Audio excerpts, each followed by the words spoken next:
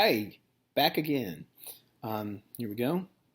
We're going to go forward with Chapter 2, titled Wilbur. Chapter 2 is a pretty short one, but we'll fit it in today.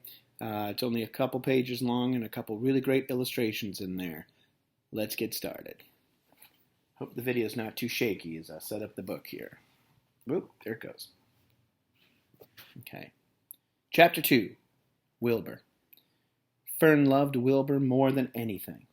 She loved to stroke him, to feed him, to put him to bed every morning. As soon as she got up, she warmed his milk, tied his bib on, and held the bottle for him. Every afternoon, when the school bus stopped in front of her house, she jumped out and ran to the kitchen to fix another bottle for him. She fed him again at supper time, and again just before going to bed. Mrs. Arable gave him a feeding around noontime each day when Fern was away in school. Wilbur loved his milk, and he was never happier than when Fern was warming up a bottle for him. He would stand and gaze up at her with adoring eyes. For the first few days of his life, Wilbur was allowed to live in a box near the stove in the kitchen. Then, when Mrs. Arable complained, he was moved to a bigger box in the woodshed. At 2 weeks of age, he was moved outdoors. It was apple blossom time, and the days were getting warmer. Mr. Arable fixed a small yard specially for Wilbur under an apple tree, and gave him a large wooden box full of straw with a doorway cut in it so he could walk in and out as he pleased. "Won't he be cold at night?" asked Fern. "No," said her father. "You watch and see what he does." Carrying a bottle of milk, Fern sat down under the tree. Inside the yard, Wilbur ran to her, and she held the bottle for him while he sucked. When he had finished the last drop, he grunted and walked sleepily into the box.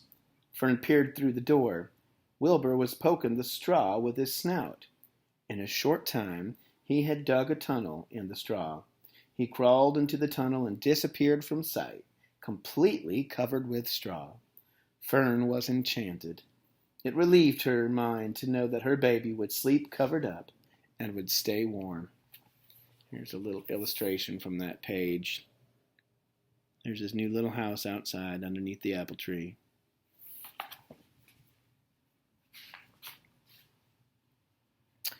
Every morning after breakfast, Wilbur walked out to the road with Fern and waited with her till the bus came. She would wave goodbye to him, and he would stand and watch the bus until it vanished around a turn. While Fern was in school, Wilbur was shut up inside his yard. But as soon as she got home in the afternoon, she would take him out, and he would follow her around the place. If she went into the house, Wilbur went too. If she went upstairs, Wilbur would wait at the bottom step until she came down again. If she took her doll for a walk in the doll carriage, Wilbur followed along. Sometimes on these journeys, Wilbur would get tired, and Fern would pick him right up and put him in the carriage alongside the doll. He liked this. And if he was very tired, he would close his eyes and go to sleep under the doll's blanket. He looked cute when his eyes were closed because his lashes were so long. The doll would close her eyes too, and Fern would wheel the carriage very slowly and smoothly so as not to wake her infants. Cute. One warm afternoon, Fern and Avery put on bathing suits and went down to the brook for a swim. Wilbur tagged along at Fern's heels. When she waded into the brook, Wilbur waded in with her. He found the water quite cold, too cold for his liking, so while the children swam and played and splashed water at each other, Wilbur amused himself in the mud along the edge of the brook, where it was warm and moist and delightfully sticky and oozy. Every day was a happy day, and every night was peaceful. Wilbur was what farmers call a spring pig, which simply means that he was born in the springtime. When he was 5 weeks old, Mr. Arable said he was now big enough to sell and would have to be sold. Fern broke down and wept, but her father was firm about it. Wilbur's appetite had increased. He was beginning to eat scraps of food in addition to milk. Mr. Arable was not willing to provide for him any longer. He had already sold Wilbur's 10 brothers and sisters. "He's got to go, Fern," he said. "You've had your fun raising a baby pig, but Wilbur's not a baby any longer, and he's got to be sold." "Call up the Zuckermans," suggested Mrs. Arable to Fern. "Your Uncle Homer sometimes raises a pig, and if Wilbur goes there to live, you can walk down the road and visit him as often as you like." "Well, how much money should I ask for him?" Fern wanted to know. "Well," said her father, "he's a runt. Tell your Uncle Homer you've got a pig you'll sell for $6. See what he says."